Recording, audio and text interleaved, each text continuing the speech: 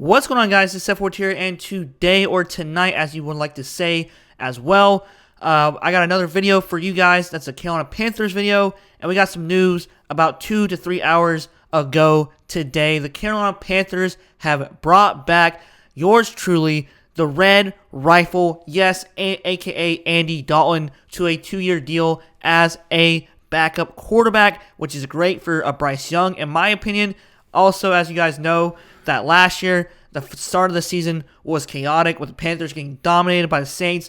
And then, of course, the not-so-great game against the Chargers was, I believe, that they could have won. Bryce Young struggled the first 2 games. And then the boldest move you'll ever see after the first pick of the overall draft of the 2023 year, Bryce Young gets benched, and then Red Rifle comes into play. And, of course, bold move by the rookie head coach, Dave Canales. And then the resurgence was on. And, of course, Carolina Panthers, they beat the Las Vegas Raiders, dominated that game, and then the Panther fans were getting all hyped and all excited. And, of course, they played against the Bengals, and then they lost. Could have potentially won that game, had some chances, but, of course, the NFL wasn't going to let the Panthers beat the Bengals because, heck, it's Joe Burrow and just Jamar Chase and all those great players for the Bengals. And then the Chicago Bears with Caleb Williams, and then that game was just the downfall of Andy Dalton. And then here we are once again. Carolina Panthers fans were all depressed and all just distraught because they thought that Bryce Young was the cause of all these issues, but yet it's just another quarterback in the plague of the Carolina Panthers backfield. So then what do you call it? Dave Canales said, you know what? Let's go ahead and bring back Bryce Young. And guess what? They popped off a 5-12 season, better than a 2 and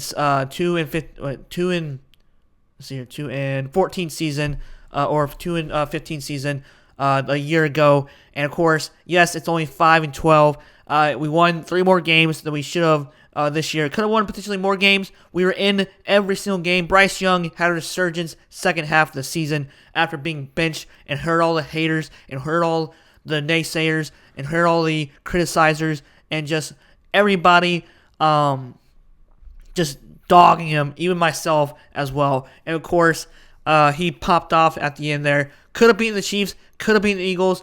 Xavier Legette, defense, and then of course they beat the Bucks, and then they beat the Giants in overtime. Could have beaten the Bucks the next game as well, and then just could have beaten the Bucks I think in overtime. And then of course Chuba Hubbard fumbles the ball, and then we beat Arizona Cardinals, and then they beat the Atlanta Falcons to make it 5-12 on a spectacular resurgence season from Bryce Young. Yes, I'm being a little sarcastic, but that is what it is. All right, so Andy Dalton, going back from the little tangent, Andy Dalton signs a 2-year contract worth $8 million. Not too bad, about $4 million per year as a backup. I think that this is great for Bryce Young because with Andy Dalton as somebody that is a veteran quarterback that knows what's the ins and outs, that knows how to deal with pressure, Bryce Young has done a great job under pressure with one of the worst offensive lines his rookie year, and then he had a great year with that line, even though he kind of struggled the first 2 games. I believe that next year is the year for Bryce Young because I think that he can do well with this roster. Dan Morgan has done a great job, a great turnaround. I was dogging him a little bit because of some of the signings. Xavier Legette, that man needs to put like glue on his hands. He got to stop dropping these footballs because I'm sick and tired of it. Anyways, let's go ahead and go to the PFF grades. I like doing PFF. I used to hate PFF because they're always biased against Panthers, but I love stats. I love doing grades. I love reading out grades. I don't like the way they did this.